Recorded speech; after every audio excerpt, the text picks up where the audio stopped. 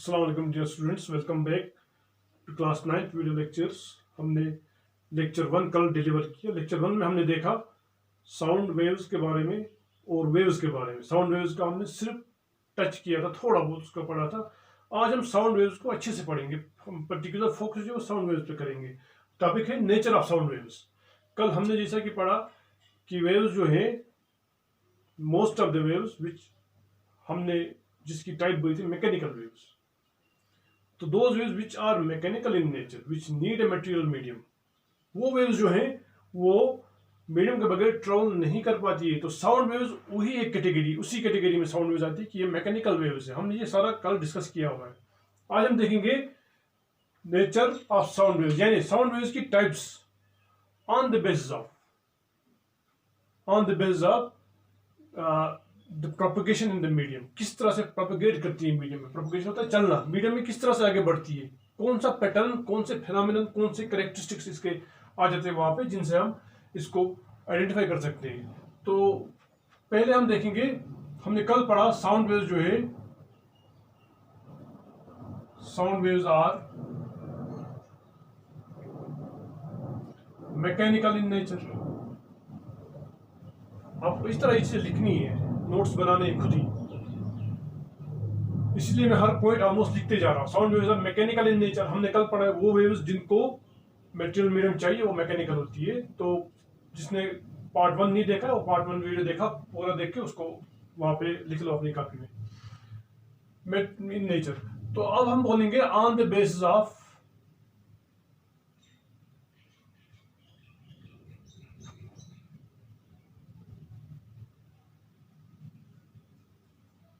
Pattern और nature of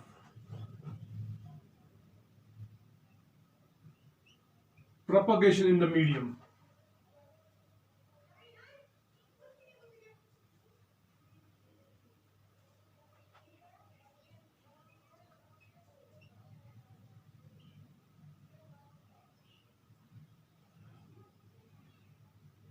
waves को हम अच्छे से पढ़ा है पार्ट 1 में, तो यहाँ पे वेव्स को अलग से डिस्कस नहीं करेंगे।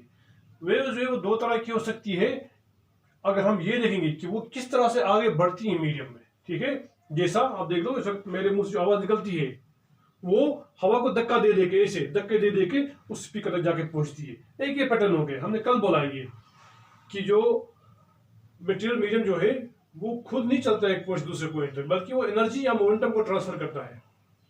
अब ये एनर्जी और मोमेंटम किस तरह ट्रांसफर होगा, इसके दो तरीके हो सकते हैं। देखो, पहला तरीका, सपोज यहां पे कोई चीज साउंड क्रिएट कर रहा है, ये साउंड क्रिएट कर रहा है, ये ऑर्गन या ये बॉडी।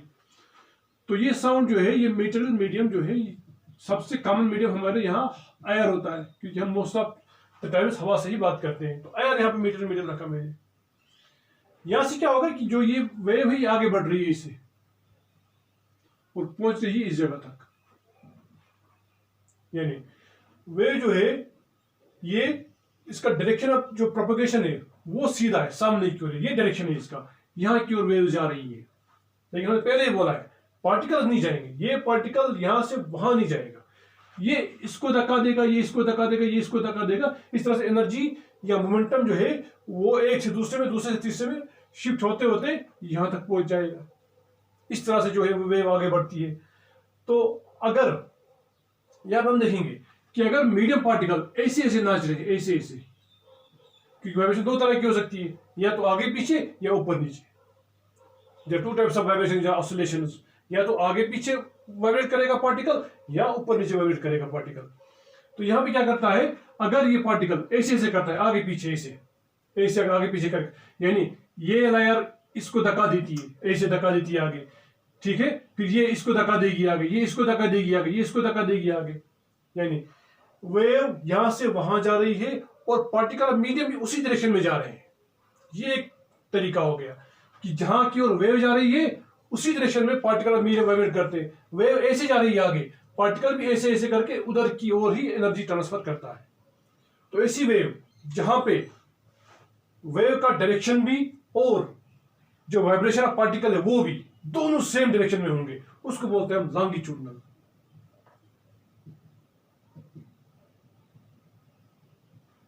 लॉन्गिट्यूडनल वेव, यानी यहाँ पे वेव आगे बढ़ रही है और जो पार्टिकल्स है वो भी उसी ओर हरकत कर रहे हैं। यही इसका बेसिक कंसेप्ट है कि जिस ओर वेव बढ़ रही है उसी ओर पार्टिकल भी उसी डायरेक्शन में ऐसे ऐसे ऐसे ऐसे वाइब्रेट करता है।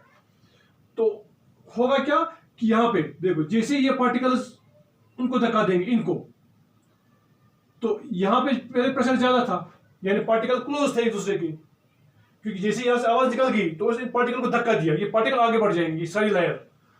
तो ये लेयर जो है इसको धक्का देगी, ये इसको धक्का देगी, ये इसको धक्का, जैसे इसने इसको धक्का दिया, एनर्जी इसने उसको शिफ्ट की, मोमेंटम जैसे ही शिफ्ट हो गया तो ये अपनी जगह रेस्ट पे आएंगे, ये सारे पार्टिकल्स। यानी ये पार्टिकल पहले बहुत क्लोज थे, टाइट थे, प्रेशर ज्यादा था इनका, डेंसिटी ज्यादा थी, यहाँ पे डेंसिटी कम थी, वो पार्टिकल अभी अपनी नॉर्मल पोजिशन में है, उनको कुछ नहीं हो गया, यहाँ से पार्टिकल अपनी नॉर्मल पोजिशन में, मीन पोजिशन में बैठे हैं, कोई इनमें चेंज नहीं हो गई, ना प्रेशर में, ना डेंसिटी में, ना किसी वाइब्रेशन पैटर्न में, कुछ नहीं हो रहा है, पार्टिकल अपनी जगह अपने हिसाब से घूम रहा है, रोटेशन कर रहा है।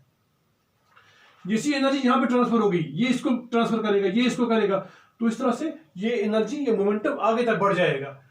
तो जो पार्टिकल जैसे इसने अपनी एनर्जी इसको दे दी तो ये अपनी मेन पोजीशन पे आ जाएगा, यानी फिर रिलैक्स होगा, और ये यहाँ पे ये पार्टिकल ये टाइट होंगे आपस में, इसे जैसे इनकी एनर्जी इन पे ट्रांसफर हो गई तो ये टाइट होंगे और ये वापस अपनी जगह आएंगे, फिर से लूज हो जाएंगे, फिर से रिलैक्स हो जाएंगे।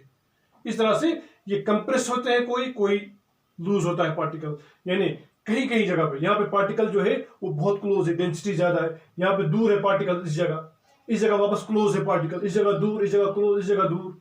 तो यही पैटर्न आगे तक बनते हैं। पार्टिकल जो है वो एक दूसरे के क्लोज आते हैं, क्लोज मतलब डेंसिटी हाई हो जाती है, डेंसिटी हाई हो जाती है, प्रेशर ज्यादा हो जाता है, तो जो अगला पार्टिकल है, जो अगले लेयर पार्टिकल थी, वो अपनी जगह बैठे, जैसे इन्होंने इनको एनर्जी दे दी तो ये खुद नॉर्मल हो गए, और यहाँ पे पार्टिकल जो है वो उनकी डेंसिटी बढ़ गई, फिर जैसे ये एनर्जी आगे देंगे ये वापस रिलैक्स हो जाएंगे। तो जहां पे पार्टिकल क्लोज होते हैं उन जगहों को बोलते हैं हम कंप्रेशंस, कंप्रेस होना, कंप्रेशंस, यानी those places in the medium where particles of medium are very close to each other, tightly packed with each other। और जहां पे पार्टिकल दूर होंगे, दूर होना मतलब रियर, रियर मतलब दूर दूर रहना, रियर, तो उस जगह को जहां पे पार्टिकल रियर होंगे, जहां पे पार्टिकल्स दूर होंगे एक दूसरे से, उसको बोलते हैं रे रिफ्रैक्शन। देखो रियर से निकला है, रे रिफ्रैक्शन। यानी लॉन्गिट्यूडनल वेव जो है इसमें दो तरह के पैटर्न्स बनते हैं, कंप्रेशंस एंड रे रिफ्रैक्शंस। वो जगह जहां पार्टिकल्स क्लोज होते हैं उनको कंप्रेशंस की एरियाज बोलते हैं, या कंप्रेशन पल्स बोलते हैं इसको। इसी वर्ड में पल्स वर्ड यूज कर रहे हैं, कंप्रेशन पल्स एंड रे रिफ्रैक्शन पल्स। तो जहां पे पार्टिकल्स दूर होते हैं, लूजली पैकेड होते हैं, क्लोज पैकेड नहीं होते, लूजली बाउंड होते हैं, उस जगह को कहते हैं हम रे रिफ्रैक्शन। यानी हम इसको ऐसे बना सकते हैं, यहाँ पार्टिकल्स क्लोज हैं, या पार्टिकल्स दूर है, या पार्टिकल्स क्लोज हैं, यहां पे दूर है।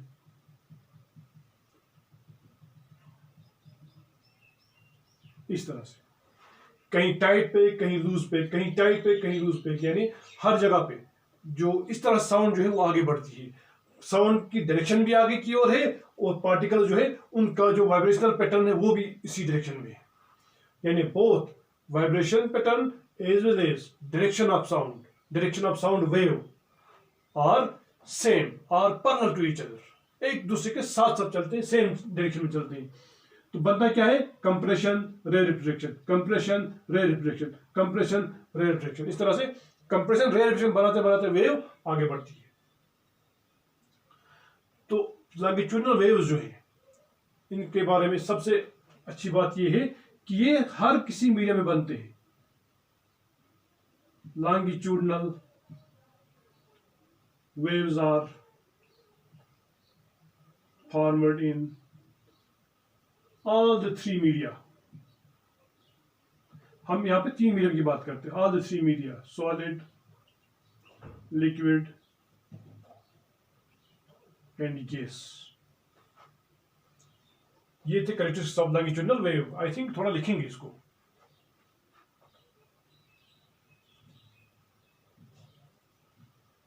TUDN, longitudinal and transverse wave, आपने लॉन्गिट्यूडिनल वेव समझा तो पहले इसी को लिख लेंगे। तो लॉन्गिट्यूडिनल वेव क्या होती है?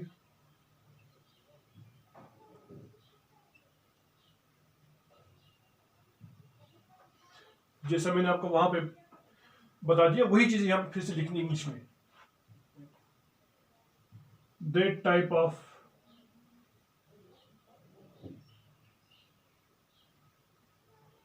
wave, longitudinal wave लिखेंगे हम, that type of wave in which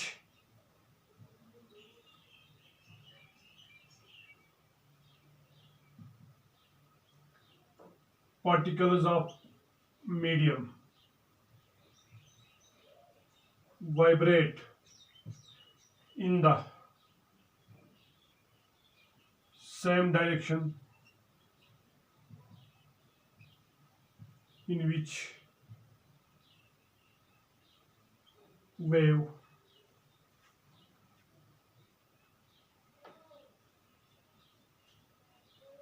propagates, इस तरह से। Longitudinal waves, that type of wave in which particles of medium vibrate in the same direction in which the wave propagates, यानी यहाँ पे क्या होगा कि दोनों का डायरेक्शन सेम है, तो हम आगे लिखेंगे इसको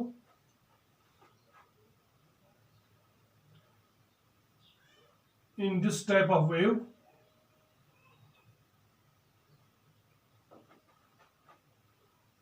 the density of medium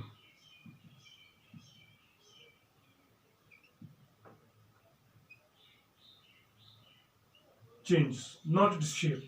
medium की डेंसिटी चेंज होती है, मीडियम की शक्ल चेंज नहीं होती है। तो यही चीज आप ट्रांसवर्स वेव में उल्टा करके लिखोगे, वहां पे आप लिखोगे इन this type of wave density of medium does not change but it is shape change, जब हम ट्रांसवर्स वेव लिखेंगे। तो यानी दोनों का डायरेक्शन सेम है, जहां की ओर वेव जा रही है उसी ओर पार्टिकल की जो वाइब्रेशन है वो भी हो रही है।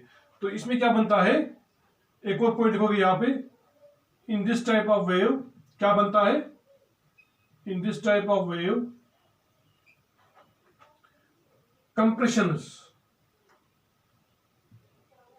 and ray refractions are formed, ray refractions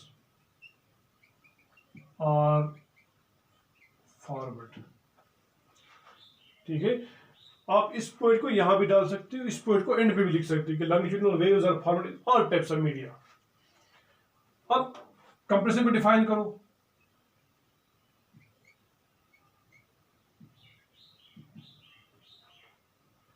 जैसे कि मैंने पहले बोल दिया, मीडियम की वो जगह जहां पे पार्टिकल्स ओवर क्राउडेड होंगे, टाइटली पैक्ड होंगे, उसको बोलेंगे हम कंप्रेशन। लिखेंगे हम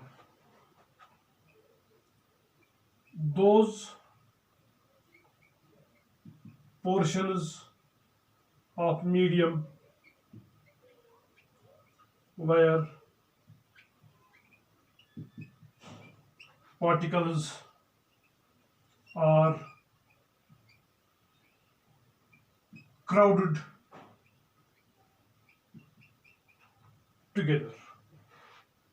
मीडियम की वो जगह जहां पे पार्टिकल जो है वो बहुत क्लोज होते हैं, क्राउडेड होते हैं।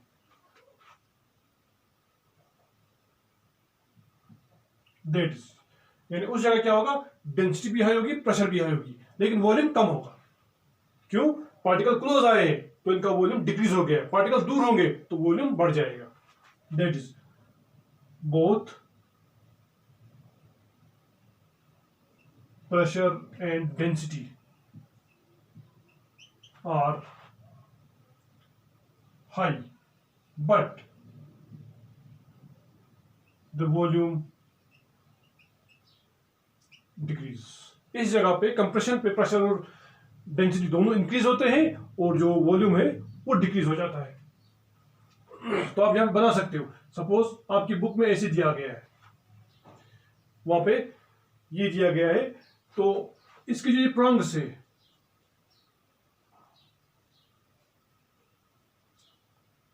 वहां पे इससे बनाया गया है कि जैसे ये वाइब्रेट करता है, ट्यूनिंग फॉक बोलते हैं इसको, ट्यूनिंग फॉक जैसे वाइब्रेट करता है, इसके जो ये प्रॉन्ग्स है, ये बाजू जो है इसके, ये ऐसे ऐसे वाइब्रेशन शुरू करते हैं। तो जैसे वाइब्रेट होते हैं, इनके आसपास जो हवा होती है ऐसे, हाँ, जैसे ऐसे ऐसे वाइब्रेट करेगा, जो यहाँ पे हवा होती है वो इसको धक्का देती है, वो इसको धक्का देती है, इस तरह से आगे बढ़ते हैं। तो कहीं कंप्रेशन बनेगा, कहीं रेफ्रिक्शन बनेगा। तो आप यहाँ पे लिख सकते हो इस तरह से, इसकी डायग्राम ये बना सकते हो। यहाँ इसकी एक और डायग्राम आप ऐसे बना सकते हो। एक मिनट,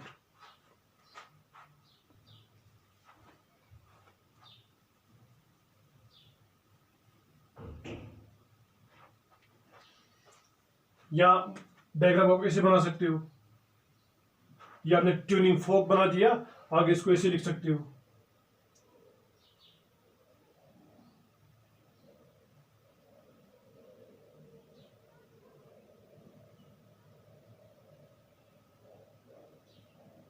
इस तरह से जो एक क्लोज टाइट पैकेट पार्ट्स है इनको कंप्रेशन बोलते हैं, जो लूज पार्ट्स है इनको रेयरफिक्शन बोलते हैं। सी means compression, are means रेयरफिक्शन।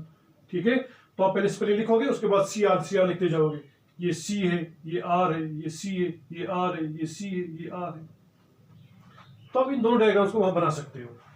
Compression बोल दिया हमने क्या होता है, अब रेयरफिक्शन लिखेंगे हम।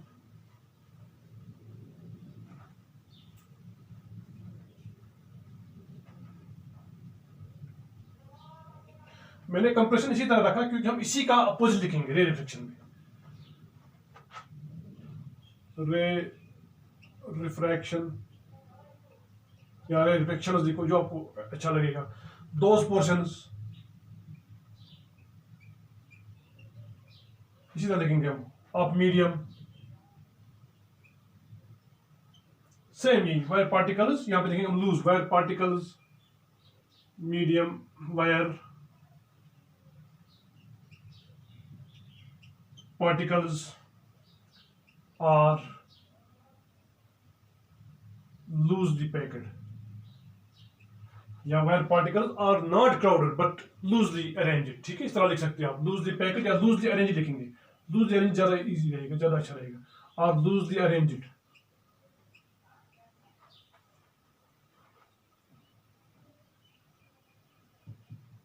that is, यहां पे क्या होगा, इसका opposite, that is both pressure and density decrease, with both pressure and density are low,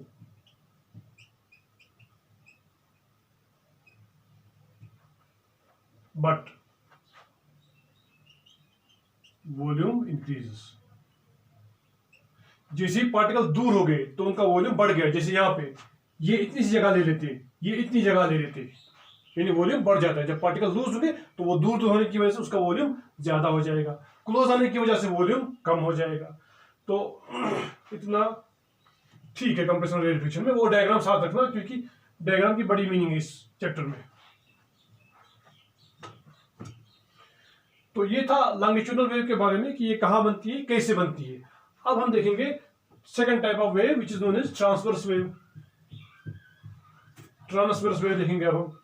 तो लॉन्गिट्यूडनल वेव के बाद हमारा पार्ट बी या पार्ट 2 आप इसको नाम दोगे ट्रांसवर्स वेव्स। आज हम पर्टिकुलरली साउंड वेव्स के बारे में पढ़ते हैं। ठीक है, ट्रांसवर्स वेव्स हमने लॉन्गिट्यूडनल में लिखा था कि इस ऐसी वेव जहां पे जो मीडियम पार्टिकल्स है, जहां की और मीडियम पार्टिकल वाइब्रेट हो रहा है ऐसे ऐसे, वेव भी उसी डायरेक्शन में जा रही है। तो यानी दोनों का डायरेक्शन सेम है। लेकिन कभी कभी क्या होगा, मैंने आपको बोला था, सपोज मैं आवाज निकाल रहा हूं, यहां से आवाज आगे बढ़ रही है, पार्टिकल अगर ऐसे पार्टिकल वाइब्रेट करता है, जो कि होता नहीं साउंड वेव में, अगर पार्टिकल ऐसे वाइब्रेट करता है तो उसका मतलब क्या है, साउंड तो यहां जा रही है, वेव तो यहां जा रही है आगे, लेकिन पार्टिकल जो है वो ऊपर नीचे करता है, यानी perpendicular to the direction of the wave चलता है। ठीक है, यानी जब वेव आगे बढ़ेगी और पार्टिकल ऐसे करेगा, ऊपर नीचे वाइब्रेट। मीडियम जो है, medium particles vibrate at right angles या परपेंडिकुलर, ये परपेंडिकुलर लिखोगे। ठीक है, to perpendicular to the direction of the propagation of the wave या direction of the travelling of the wave, motion of the wave, जो भी वर्ड आपको अच्छा लगे वो लिख सकते हो। तो यहां पे क्या होगा कि पार्टिकल ऐसे ऐसे करता है, तो इसको हम ऐसे दिखाते हैं। सपोज ये मीन पोजीशन है, यहां पे पार्टिकल्स बैठे, मीन पोजीशन है इसकी। जैसे यहां से सोर्स से आवाज आ गई, जैसे यहां से आवाज आ गई, पार्टिकल और मीडियम ऐसे ऐसे करेंगे, ऐसे ऐसे ऐसे ऐसे वाइब्रेट, ऐसे ऐसे वेव आगे जा रही है। तो इसको हम ग्राफिकली कैसे दिखाएंगे? अब इसी को हम ग्राफिकली दिखाएंगे।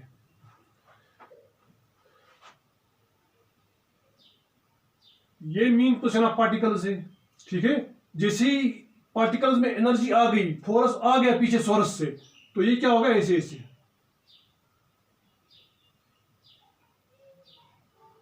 इस तरह आगे बढ़ते जाएंगे, ठीक है। वेव आगे की ओर जा रही है, ऐसे इस डायरेक्शन में चल रही है, वेव इस डायरेक्शन में चल रही है, लेकिन पार्टिकल्स ऊपर नीचे हो रहे हैं। यानी जब हमने लॉन्गिट्यूड पढ़ा था, वहां पे वेव भी ऐसे जा रही थी और पार्टिकल भी इसी तरह जा रहा था, ऐसे ऐसे, ठीक है। यहां पे क्या होगा, वेव ऐसे जा रही है, पार्टिकल ऐसे ऐसे चल रहा है, ठीक है। इस तरह से पार्टिकल्स यहां पे वेव के डायरेक्शन में नहीं, बल्कि perpendicular to direction of propagation of wave चलते हैं। यहां पे जो पैटर्न बनता है, देखो, ये जो ऊपर साइड में बन गया, इसको क्रेस्ट बोलते हैं। जो नीचे बनते हैं, इसको ट्रफ बोलते हैं। So in transverse waves, crests and troughs are formed.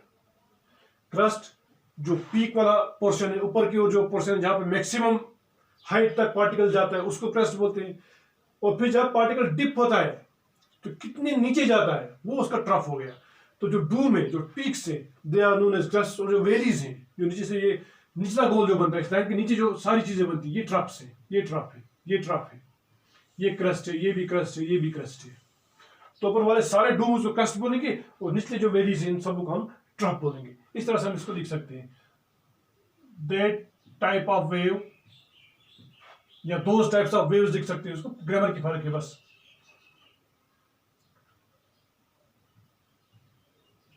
इन विच थोड़ी चेंज करनी है उसमें, लॉन्गिट्यूड में डेफिनेशन बाकी सेम रहेगी। In which particles of medium vibrate perpendicular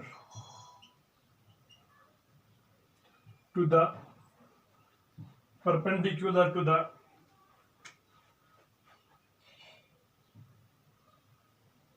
direction of propagation of wave। Propagation होता है चलना, कहां की ओर चल रही है। तो वहां पे उसके बाद हमने क्या लिखा था, हाँ, आपको सबसे एक और पॉइंट जो मैंने वहां पे स्टार बना के लिखा था, वो मैं यहां भी उसी तरह लिखूंगा ताकि आपको याद रहेगा। ट्रांसवर्स वेव्स जो है, ट्रांसवर्स जो साउंड वेव्स हैं, ट्रांसवर्स वेव्स जो है, साउंड वेव्स ट्रांसवर्स नहीं होती, sorry, sound waves are longitudinal. Transverse waves जो है ये हर मीडियम में नहीं बनती है। तो मीडियम की बात है यहाँ पे, they are formed in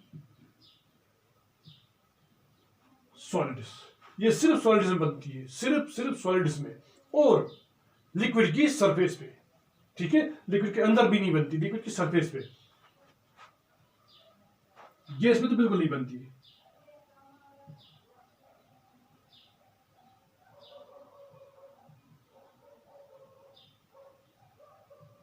and on the surface of liquid, न कि पूरे लिक्विड में, ठीक है। तो जब आपने देखा होगा, अगर हम पानी में, जब किसी झील में आप ऐसे पत्थर मारो, फिर कोई बोतल होगी ना वहां पे, जब वो वेव उठती है तो वो ऐसे ऐसी होती है, उस बोतल को ऐसे ऐसे होता है। हालांकि वेव उसकी ऐसे ऐसे सर्कल में बाहर आती है, लेकिन जो बोतल है या जो गेंद होगी उसको ऐसे ऐसे होता है, जो पानी में गिर गई होगी ऐसे ऐसे होता है उसको। तो यहाँ पे हमें पता चलता है कि वेव इधर की ओर आ रही है, वेव बाहर की ओर आ रही है। कभी देखना पत्थर मार के ऐसे पांड में, या जब पानी रुका होगा, और जो उसके पास आसपास कोई चीज होगी जो पानी के ऊपर होगी, आप देखना उसको ऐसे ऐसे होता है।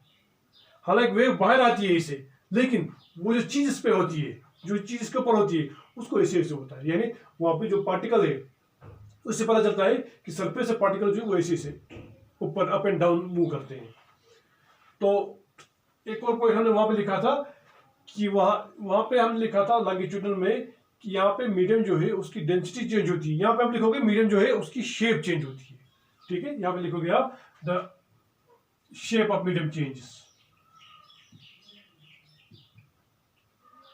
Shape of medium changes here, ठीक है। तो उसके बाद हम इसका मेन पॉइंट है वो ये है कि in this type of wave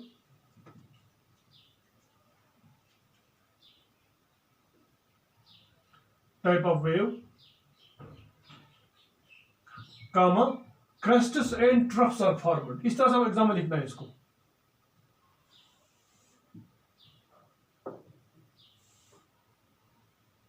crest and troughs are formed. अब उसी तरह से हम क्रेस्ट को डिफाइन करेंगे। क्रेस्ट क्या होता है? वो जो ऊपर जो पीक वैल्यू जो है, हमने भी बोला कि जब कोई पार्टिकल अपनी मीन पोजीशन से ऊपर जाएगा तो वो जो पीक बनाएगा उस पीक को हम बोलते हैं क्रेस्ट। यानी इस जगह डेंसिटी ऑफ मीडियम ज्यादा होगी। हम लिखेंगे those portions of wave, wave के वो पोर्शंस जब पार्टिकल मीन पोजीशन से ज्यादा ऊपर गया होगा, ठीक है, ज्यादा ऊपर गया होगा, यानी डेंसिटी ऑफ पार्टिकल वहां ज्यादा होगी of wave wire density of particles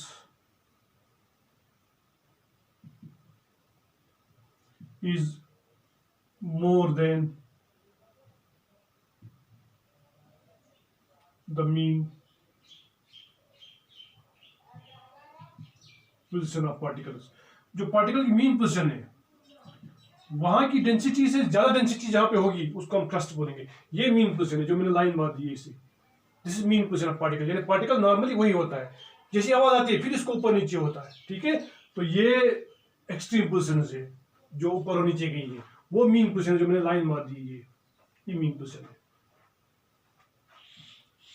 यानी द पीक्स आर द क्रेस्ट्स। जो पीक्स है वही क्रेस्ट्स है। अच्छा, अब ट्रफ देखो इसी तरह से those portions of wave where the density of particles is lower, कम होती है, than the mean position of particles। वो जगह जहां पे पार्टिकल की मीन पोजीशन से डेंसिटी कम होगी वो हो गए ट्रफ्स। यानी जो वैलीज है, जो डाउन पीक्स उनको बोलते हैं troughs. The valleys are the troughs। वो डायग्राम बनाएंगे आप, ये वाली डायग्राम, इसकी जरूरत नहीं है, ये आपको समझाने के लिए थी। तो ऊपर वाली डायग्राम बनाएंगे तो इस डायग्राम में आप लिखेंगे ये क्रस्ट है, ये ट्रफ है, फिर आगे सीटी लिखते जाएंगे। इस तरह से आपका ये पोर्शन कंप्लीट हो रहा है। अब ये कुछ कैरेक्टरिस्टिक्स, तो मेरे ख्याल से आज इतना ही पढ़ेंगे क्योंकि फिर और बड़ा होते हैं, स्टूडेंट्स कंप्लेंट करते हैं कि हम पूरा नहीं कवर कर पाते हैं उसको। आप अच्छे से इसको तैयार करो। पार्ट 2 में, पार्ट 3 में हम इसके जो फीचर्स है, इसकी जो कैरेक्टरिस्टिक्स है, जो प्रॉपर्टीज है वेव की, वो डिस्कस करेंगे। Amplitude, wavelength, frequency, velocity, time period, सारी चीज़ें, उनकी रिलेशन, फिर क्या कहते हैं उसको, न्यूमेरिकल्स भी करेंगे उसमें। तो आई थिंक इतना काफ़ी है। कोई पॉइंट अगर छूटा हो मुझसे तो आप खुद देख लेना। आई थिंक मैंने पूरा कवर किया, हाँ ऑलमोस्ट पूरा कवर हो गया है। तो आज के लिए इतना ही। इंशाल्लाह मिलते हैं कल फिर एक और टॉपिक के साथ। तब तक आप इसको कंप्लीट करना, इसी तरह से लिखना। इसीलिए मैं बोर्ड पे इतना लिख रहा हूँ क्योंकि मुझे पता है आपको नोट्स बनाने होते हैं। तो thank you, have a nice day, अस्सलाम वालेकुम।